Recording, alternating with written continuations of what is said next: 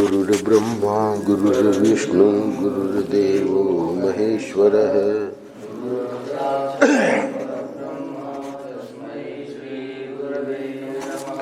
नारायण नारायण नारायण नारायण। 10 और 11 ये 2 दिनों में महाराज श्री ने पहले तो ये बताया कि अपना दोष तो किसी को सूझता ही नहीं है, तो आत्मनिरीक्षण करें। और उसके बाद बताया कि श्री रामचंद्र के अनुकरणीय गुण। अब ये जो कल 27 गुणों का यहाँ संक्षेप में ही भले हमने लिया, तो इसके लिए हमको पौरुष करना पड़ेगा। तो आज के पृष्ठ में परम पूज्य महाराज श्री अथर्ववेद के एक मंत्र जो कि महाराज श्री को बहुत प्रिय था, अयम में हस्तो भगवान अयम में भगवत तरह, हमारा यह हाथ भगवान है, इतना ही नहीं भगवान से भी बढ़कर है।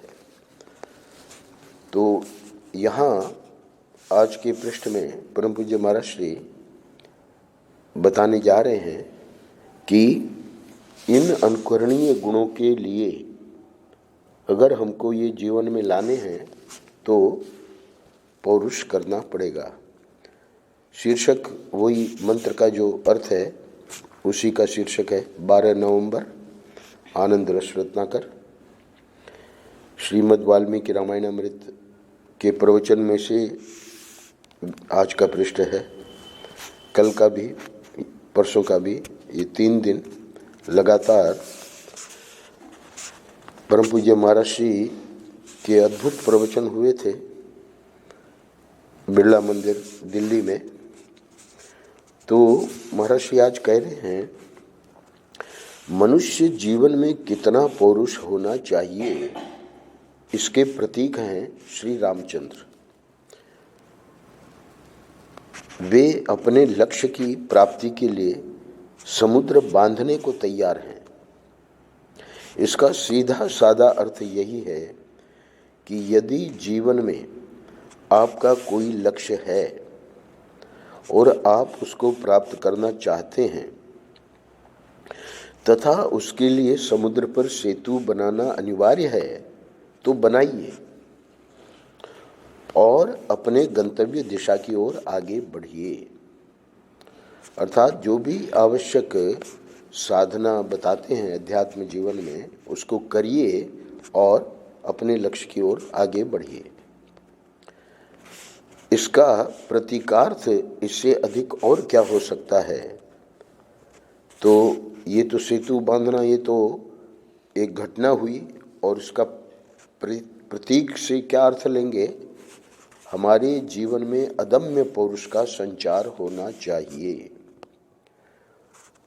इसी संदर्भ में महर्षि ने अथर्ववेद का मंत्र जो कि महर्षि को बहुत प्रिय था, अयम में हस्तो भगवान अयम में भगवत तरह है। अथर्ववेद 4:13-6। अथर्ववेद के उपरोक्त मंत्र में यह कहा गया है कि हमारा यह हाथ भगवान है, इतना ही नहीं भगवान से भी बढ़कर है।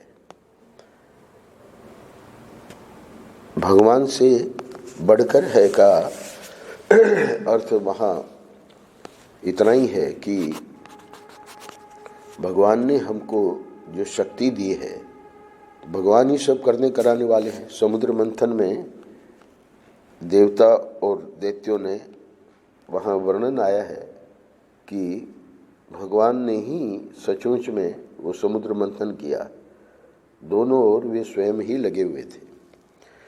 तो ये जो पौरुष यानी अदम्य पौरुष का अगर संचार होगा तो शक्ति देने वाले वे ही हैं। तो प्रतीक यहाँ भी ये प्रतीकार्थ है कि भगवान से भी बढ़कर है, यानी प्रभु ही हमको एक अंत में जाके भक्त भक्ति भगवंत गुरु चतुर्नाम बपु एक, उसमें अभिन्नता कर देते हैं। तो अभिन्नता करने के कारण ये बात अथर्ववेद की अतिशयोक्ति नहीं है, क्योंकि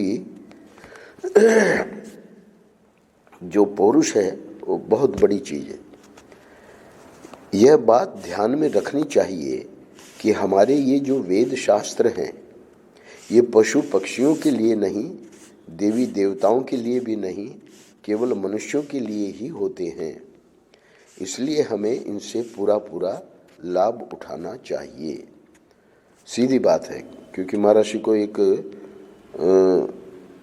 महात्मा ने कहा कि तुम ये साधना करो, तो पंडित शंतनु बिहारी द्विवेदी के रूप में पंडित जी को लगा कि ये तो बहुत ज़्यादा है, बोले इतना तो हम नहीं कर पाएंगे। तो महर्षि वो संस्मरण सुनाते हैं कि उन्होंने डांट लगाई, बोले कि तुम ब्राह्मण बालक हो, भगवान ने तुमको स्कूल में जन्म दिया और अभी तुम नवयुवक हो, ये सब जो वेद शास्त्र में बातें बताई है ये हमारे आपके लिए तो बताई है, तो तुम नहीं करोगे तो क्या कोई पशु करेगा। तो उसको महर्षि विशेष रूप से उस संस्मरण को इसलिए बताते थे कि हम लोग कन्नी काटने में बहुत होशियार हैं। तो इसलिए यहाँ महर्षि कह रहे हैं कि ये जो हमारे वेद शास्त्र हैं ये पशु पक्षियों के लिए नहीं है, देवी देवताओं के लिए भी नहीं है, ये तो केवल मनुष्यों के लिए ही होते हैं। इसलिए हमें इनसे पूरा पूरा लाभ उठाना चाहिए।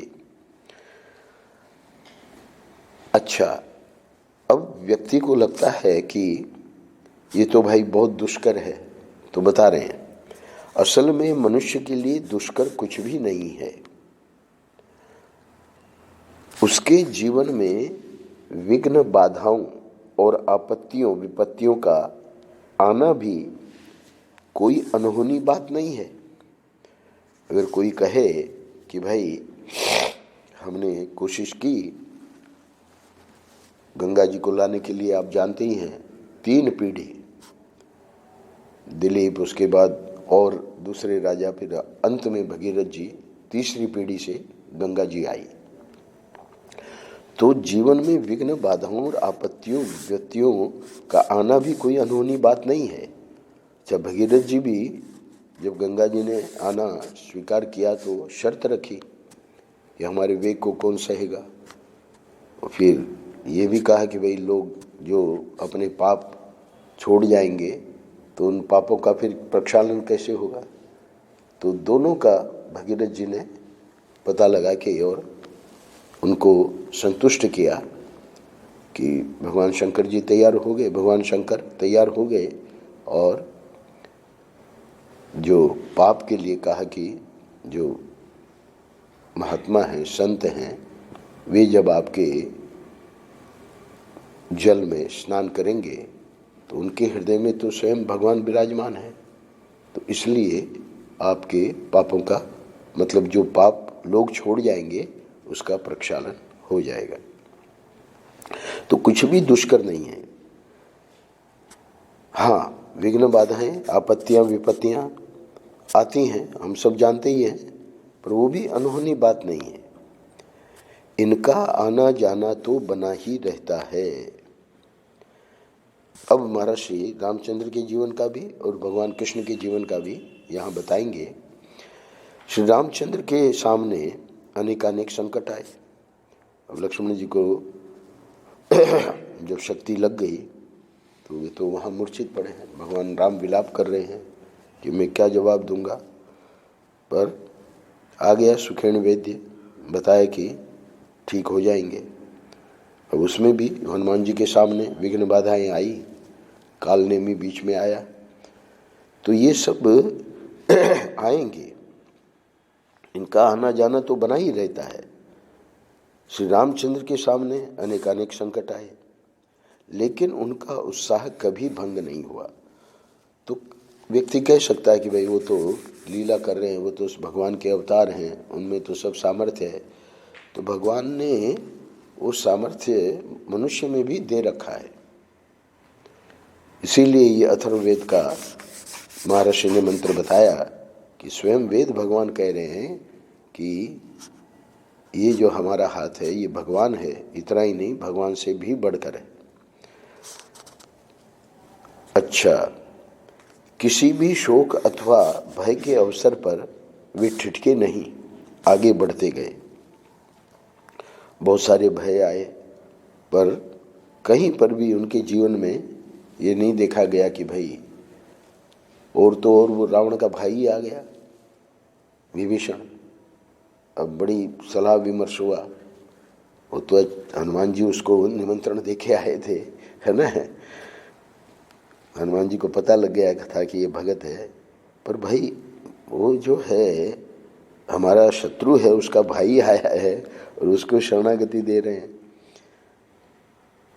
भगवान ने साफ कहा कि वो अगर भेद भी लेने आया है तो हमको कोई डर नहीं है। लक्ष्मण अकेले ही इतना सामर्थ्य है कि पूरी लंका को खत्म कर सकते। तो इसलिए ये तो खैर सामर्थ्यवान महापुरुष थे, पर वो ही शक्ति ठाकुर जी ने हमारे में आप में भी दे रखी है।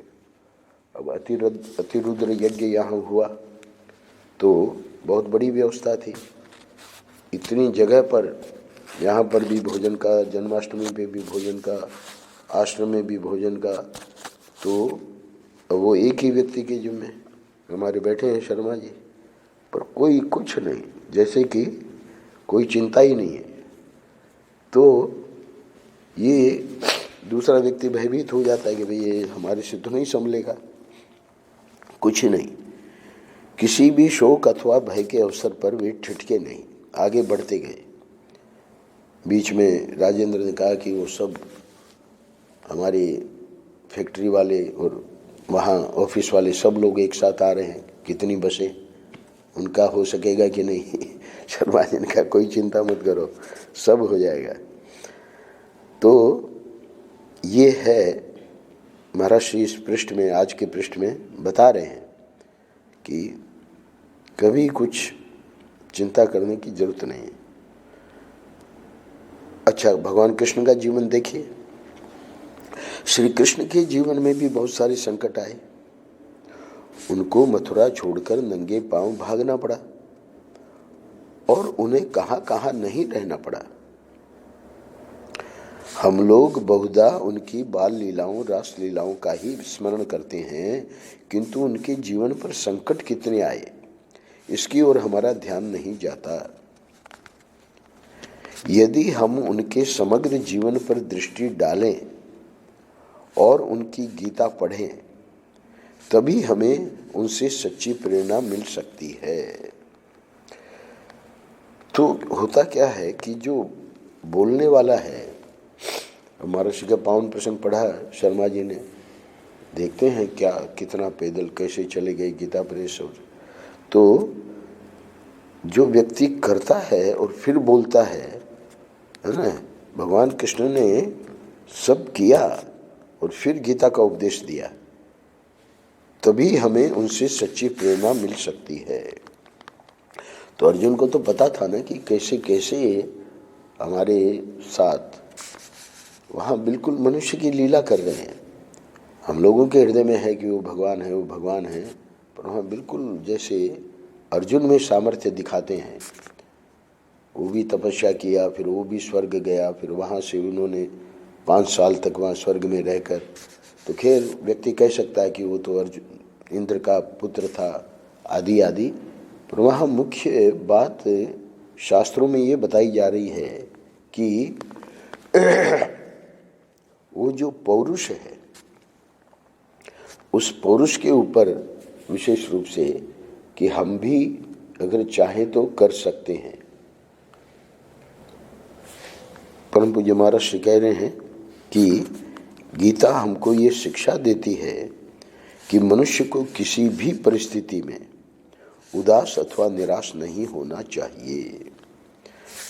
पूरा का पूरा गीता का जो उपदेश है, अब वो बेचारा अर्जुन, भले भगवान ने तो नर का अवतार है, भगवान ने उपदेश देने के लिए ही वो उसमें मोह उत्पन्न किया, पर फिर भी गांडी हाथ से गिर गया, कांप रहा है पूरा, जैसे है ना, शरीर जो है एकदम प्रथम अध्याय में जो वर्णन किया है अर्जुन की स्थिति का, बहुत वैसी स्थिति है।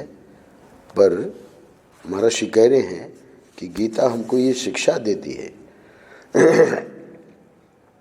कि मनुष्य को किसी भी परिस्थिति में उदास अथवा निराश नहीं होना चाहिए। एक हमारे मित्र हैं, इधर तो बहुत दिनों से नहीं आए, मुझे लगता है मैं 2009 में आया, उसके बाद एक ही बार आए। वासुदेवानंद संन्यास ले लिया है, महर्षि के नाम से ही संन्यास लिया है। कैलाश आश्रम में जो संन्यास लेना चाहते हैं अपने गुरु का नाम बताकर संन्यास ले सकते हैं। तो उनकी इतनी महर्षि में भक्ति और गुरु निष्ठा, पहले चिन्मय मिशन में रहे, फिर बाद में कोर्स पूरा नहीं किया, बीच में ही आ गए। तो संतोष करके उनका नाम था पहले, तो ब्रह्मचारी संतोष जो है ओंकारानंद जी ने रख लिया आश्रम में। काफ़ी वर्षों तक रहे, फिर बाद में ले लिया संन्यास। उड़ीसा का शरीर है और कभी प्रकट भी हो सकते हैं ये लोग, अचानक आ जाते हैं। तो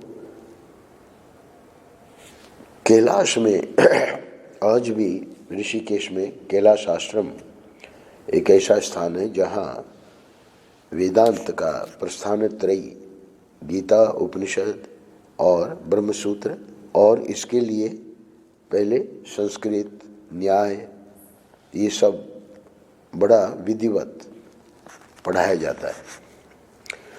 तो कैलाश चले गए।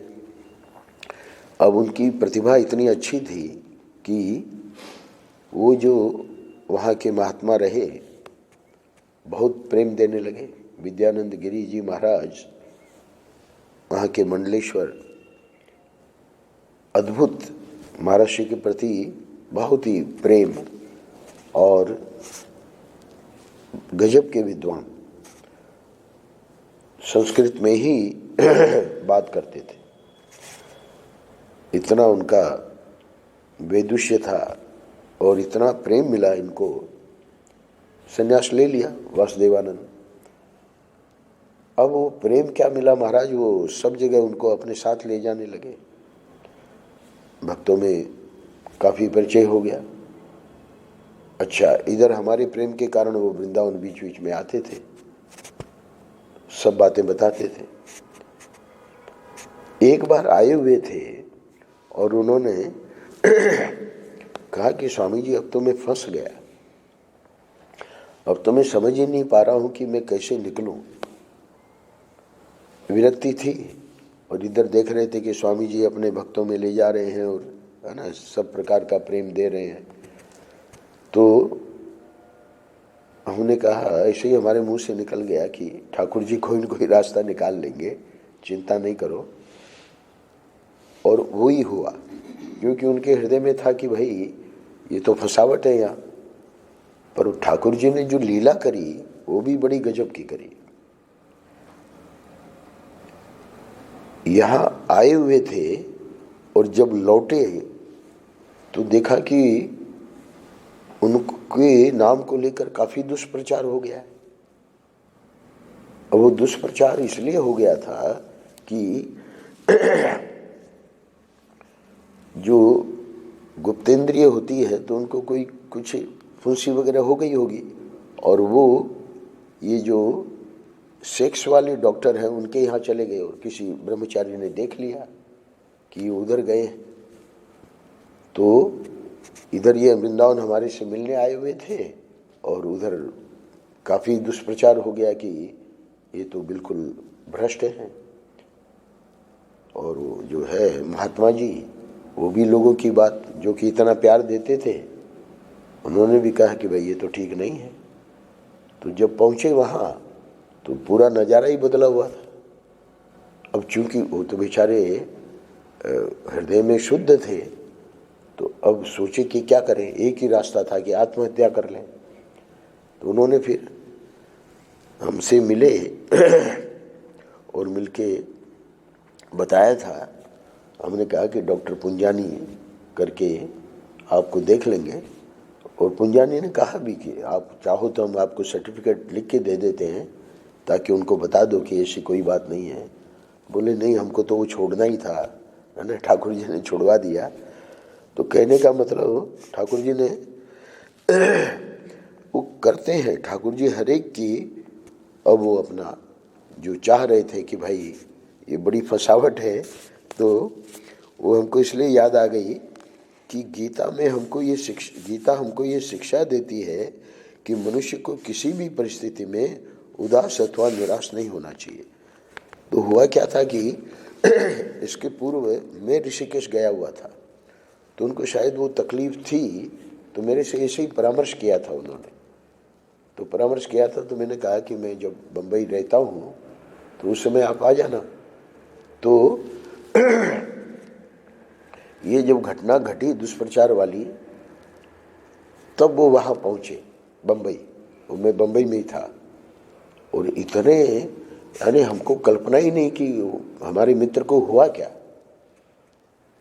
बिल्कुल जैसे कोई पहाड़। तो फिर हमने कहा कि नहीं, कोई चिंता नहीं करो, और पुंजानी को थोड़ा सा ऑपरेशन भी करना पड़ा, तो वो ऑपरेशन कर दिया, अभी बिल्कुल स्वस्थ हैं।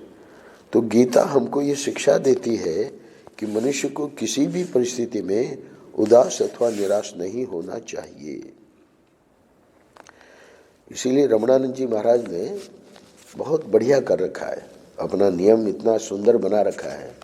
बोले कि हमको एक संत ने कह दिया था कि कभी एकांत में किसी स्त्री के साथ, भले वो उम्र में ज़्यादा क्यों न हो, तुम्हारी माँ की जितनी भी उम्र क्यों न हो, उनके साथ नहीं रहना है, बात भी नहीं करनी है। यहाँ दक्षा जी आती हैं तो रमणानंद जी से बोले कि हम आ जाएं, आपको से थोड़ा सत्संग करना है। बोले नहीं, कोई साथ में आवे तो आ सकती हो, नहीं तो नहीं। फिर वो साथ में लेके आई किसी महिला को। तो ये अपने को बहुत बचाना है। गीता हमको ये शिक्षा देती है कि मनुष्य को किसी भी परिस्थिति में उदास अथवा निराश नहीं होना चाहिए। असल में मनुष्य का गिरना अपराध नहीं है, गिरकर न उठना और उठकर आगे न बढ़ना अपराध है। ये वाक्य महर्षि को कई प्रवचनों में आप बार बार महर्षि का ये वाक्य देखेंगे, है ना। क्योंकि जो चलेगा इस मार्ग में तो चलने वाला ही तो गिरेगा, जो चल ही नहीं रहा तो उसके गिरने की प्रश्न ही कहाँ है। तो गिरना अपराध नहीं है, गिरकर न उठना और उठकर आगे न बढ़ना अपराध है। एक वाक्य ही महाराष्ट्र का काफी है सबके लिए। अंतिम पैराग्राफ में महर्षि पूरा करते हैं, श्री रामचंद्र का एवं श्री कृष्ण का जीवन अदम्य पौरुष का संदेश वाहक है और हमें यह प्रेरणा देता है कि हमको अपने लक्ष्य की सिद्धि के लिए निरंतर पौरुष करना चाहिए, सतत प्रयत्नशील रहना चाहिए। नारायण नारायण नारायण नारायण।